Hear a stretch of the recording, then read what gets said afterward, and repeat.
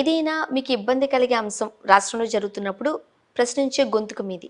మరి TTD chairman పదవి BR Naidu గారికి ఇచ్చినప్పుడు చాలా రకాల ఆరోపణలు వచ్చాయి. పర్సనల్గా మీరేమంటారు? ఇందాక చెప్పా. అంటే ఇప్పుడు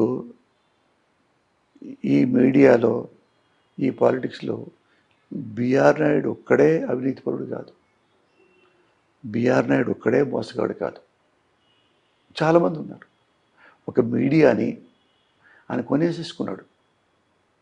న్యాయం చెప్పాలంటే ఆయన కొనేసుకున్నాడు. ఆయన ఈనాడు కానీ కొనేసుకోవటం అంటే అని కాదు, అంటే డబ్బులు పెట్టాను కాదు.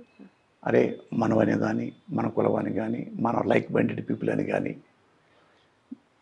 రామోజీరావు దగ్గర నుంచి ఆయన కొడుకు దాకా అతన్నే మేనేజ్ చేసుకున్నాడు, వ్యవస్థలు మేనేజ్ చేసినట్టుగా చంద్రబాబు నాయుడు.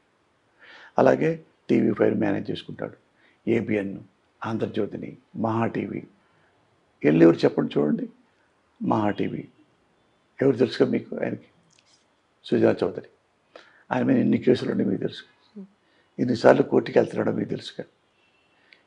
నేను ఎప్పుడైనా కోర్టులు తిరిగాను? అవినీతి పనులు, అవినీతి. ఎవరిని కేసులు జైల్లో పెట్టాలి? రాజా, నీ పేరేంటి? స్వర్ణ. నువ్వు చెప్పు. ఇప్పుడు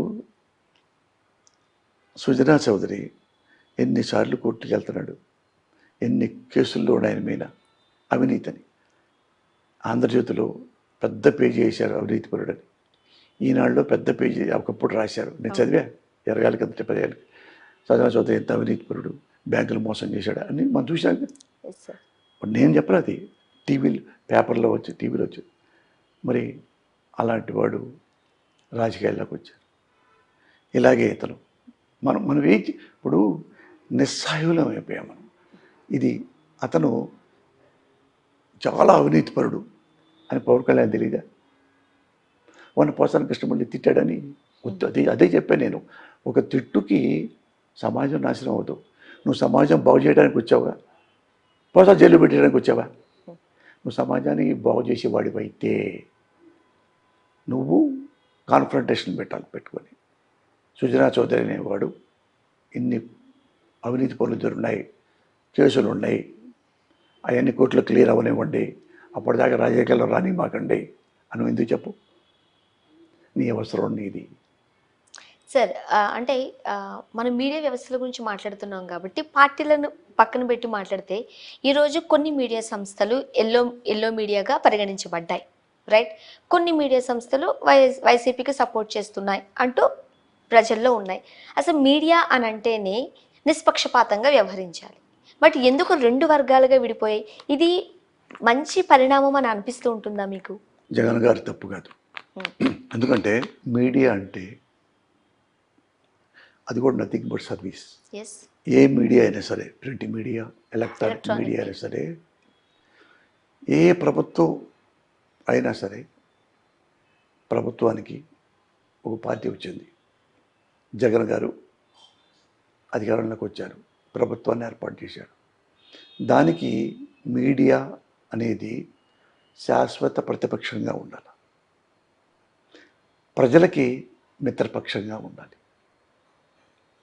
ఆ మీడియా ప్రజల్లోకి వెళ్ళాలి, ప్రజల్లో కష్టాలు చూడాలి, ఏడుపు చూడాలి, వాళ్ళు నిస్సహాయత చూడాలి, ఎలా దోచుకోబడ్డారో చూడాలి.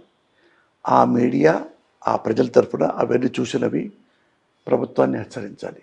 Because of government, because of ముఖ్యమంత్రి ఈ తప్పులు జరుగుతున్నాయి, బీ కేర్ఫుల్ అని హెచ్చరించాలి, ప్రజల్ని చైతన్యపరచాలి. అంతే తప్ప ప్రజల్ని రెచ్చగొట్టకూడదు.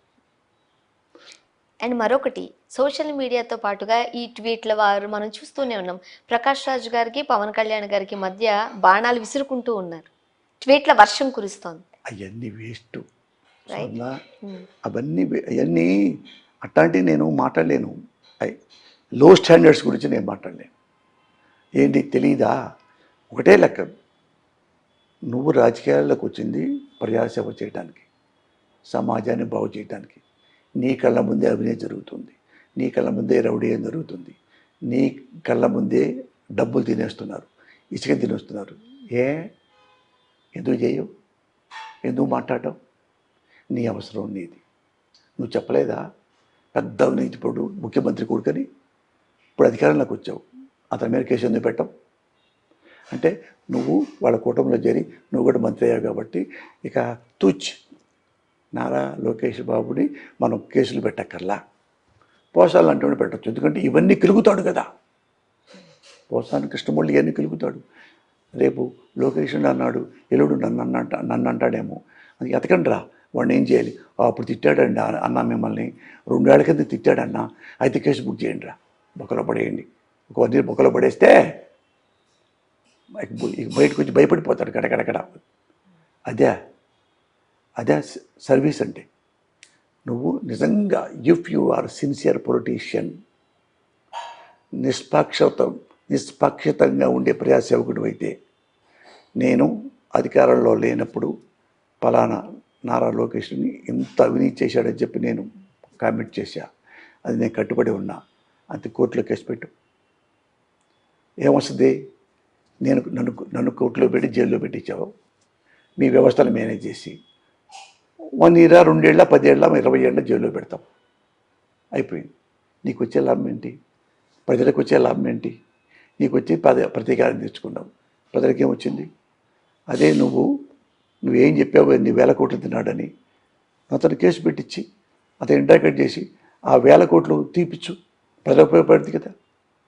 ఏవైతే దోచుకున్నాడో ప్రజల సొమ్ము అని చెప్పి నువ్వు అన్నావో పవన్ కళ్యాణ్, దాన్ని లాగు. ఆ డబ్బులు ప్రజలు తింటారుగా, ప్రజల సొమ్మేగా. నువ్వు ప్రజల సొమ్ము ప్రజలకి ఇవ్వటం నువ్వు ఇంపార్టెంటా? పోసాన్ని జైల్లో పెట్టడం ఇంపార్టెంటా? మీకు జైల్లో పెట్టడం ఇంపార్టెంట్.